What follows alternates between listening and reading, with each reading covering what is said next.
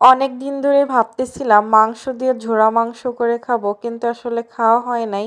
আর আজকে শুক্রবারের দিন ভাবলাম যাক আজকেই করে ফেলি।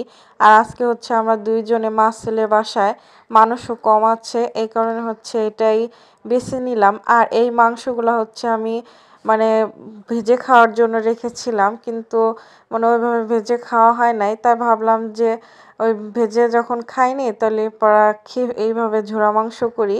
আর ঝোড়া মাংসটা আমার কাছে মনে হয় গরুর মাংসরই বেশি ভালো লাগে। তারপর আমি হচ্ছে মুরগির মাংস দিয়ে হচ্ছে ট্রাই করে দেখব। আর এই প্রথম হচ্ছে আমি ঝোড়া মাংস করে খাবো। আর এর জন্য প্রথমে হচ্ছে মাংসে হলুদ, লবণ আর মরিচের গুঁড়া দিয়ে আমি হচ্ছে অনেকক্ষণ সিদ্ধ করে নিয়েছি। আর যেটুকু পানি ছিল একদম মানে শুকনা শুকনা করে নিয়েছি। তারপর হচ্ছে একটু ঠান্ডা করে কাঁটা চামচের সাহায্যে একদম ঝোড়া করে নিছি। মাংসটা কিন্তু একদম ফুল সিদ্ধ হয়ে গেছিল। তারপর হচ্ছে আমি এটাকে এখন ভুনা করব।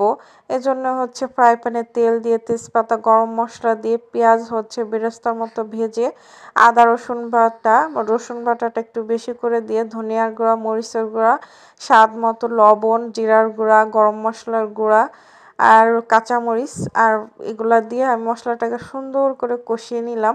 আর মশলাটাকে কষানোর পরে হচ্ছে আমি একটু পানি দিয়ে দিলাম। পানি দিয়ে হচ্ছে আমি মশলাটাকে আবার হচ্ছে কষিয়ে নিলাম।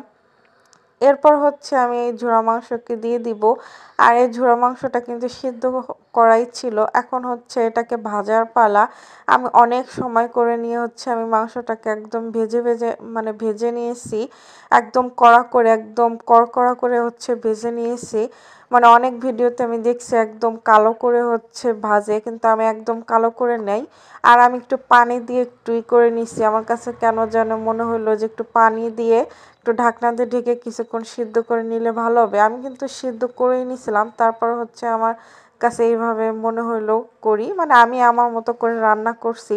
জানি না কে কিভাবে রান্না করে, আমি আসলে মানে আমি ভিডিও দেখছি কিন্তু ওইভাবে মানে কিভাবে এত কিছু দেখি নাই। আমি হচ্ছে ভিডিও দেখে জাস্ট মানে কি কি দেয় সেটাই দেখি, আর আমি আমার মতো করেই রান্না করি। যাই হোক, আমি অনেকক্ষণ ভাজাভাজি করার পর হচ্ছে এই কালার আসছে, একদম গাঢ় লাল লাল কালার হয়ে গেছে আর আমার ঝোড়া মাংসটা হয়ে গেছে। যাক, ভিডিওটি কেমন লাগলো কমেন্ট করে জানাও।